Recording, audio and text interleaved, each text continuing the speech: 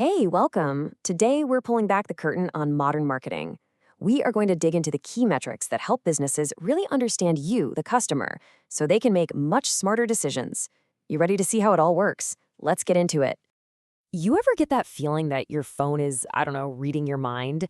You're just scrolling and then, boom, an ad pops up for something you were literally just thinking about. Well, spoiler alert, it's not magic. It's all about the data, and we're about to show you exactly how it works. So, the big secret here, it's something called customer analytics. It's how businesses sift through mountains of data to spot patterns and even predict what you might do next. It's basically the difference between just guessing and actually knowing. Now, to do this right, businesses need a special toolkit filled with key metrics. And these are the tools that help them figure out what really matters to you. In this explainer, we're going to break down 5 of the most important ones: customer lifetime value, churn rate, customer acquisition cost, net promoter score, and of course, average revenue per user. Okay, first up, what are you actually worth to a business? And I don't just mean for one single purchase, but over your entire relationship with them. That's a huge question. And that's exactly where our first metric comes in.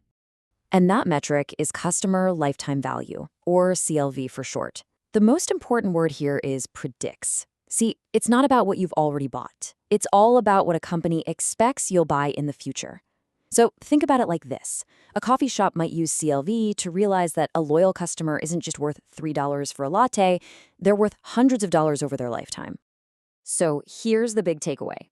CLV completely shifts the focus from a one-and-done transaction to building real, long-term value.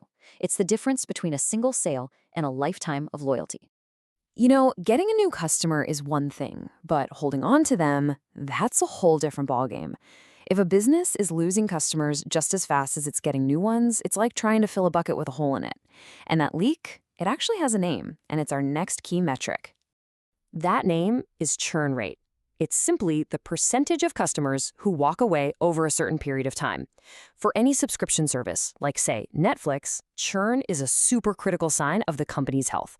A high churn rate, that's a massive red flag. To put it as simply as possible, churn is the rate at which you're bleeding customers. Keeping that number as low as possible is absolutely essential for any kind of sustainable growth. A low churn rate means you're building a stable, loyal customer base that sticks around. Okay, so we know what a customer's worth in the long run, and we know how many we're losing, but what about the cost of getting them to show up in the first place? Well, that's the third, really crucial piece of our growth puzzle. And yeah, this piece is all about the cost. Every single new customer comes with a price tag attached. I mean, just think about all the marketing campaigns, those ads you see everywhere, the salaries for the sales team. It all adds up, big time. Which brings us to our third metric, customer acquisition cost, or CAC. This calculates the total average cost to get one new paying customer to walk through that door. It is a really blunt, honest look at just how much you have to spend to grow your business. And this right here, this is the balancing act at the heart of any healthy business. For a company to be sustainable, the value a customer brings in, their CLV, has to be a good bit higher than what it costs to get them, their CAC. CLV must be greater than CAC. I'm going to say it again. CLV must be greater than CAC. This isn't just a suggestion. It is the fundamental equation for profitable growth. So we've got the big growth equation down. Make sure CLV is bigger than CAC. But how do you keep your customers happy and profitable for the long haul? Well, that's where our next 2 metrics come into play. First up is the Net Promoter Score, or NPS. And I guarantee you've seen this one yourself. It's that simple question. On a scale of 0 to 10, how likely are you to recommend us to a friend?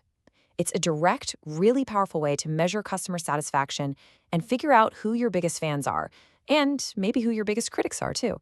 Next, we have average revenue per user, or ARPU. This one's pretty simple. On average, how much money does each customer bring in over a certain amount of time? For a streaming service, the ARPU might just be the monthly subscription fee. For a free app, it might be the average ad revenue they make per user. Think of it this way. NPS is like taking a pulse check on your customer's loyalty and happiness. RPU, on the other hand, is the pulse check on your revenue. And any healthy business absolutely needs both. Happy customers and a strong, growing revenue stream coming from them. So there you have it.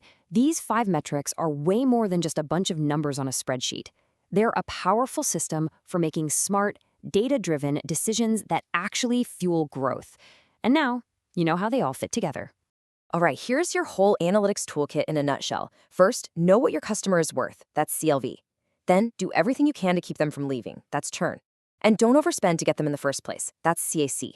Always, always keep your CLV higher than your CAC, and you've got a recipe for growth. Then, you use NPS and ARPU to keep your customers happy and profitable. Master these, and you'll really understand the science of modern marketing. So let's end with this thought. The next time you see an ad that just feels like it was made just for you, think back to this toolkit. Do you think they're trying to increase the lifetime value of customers exactly like you? Are they spending their money carefully to acquire you because they've already calculated your potential worth? It's all part of the fascinating science of knowing the customer.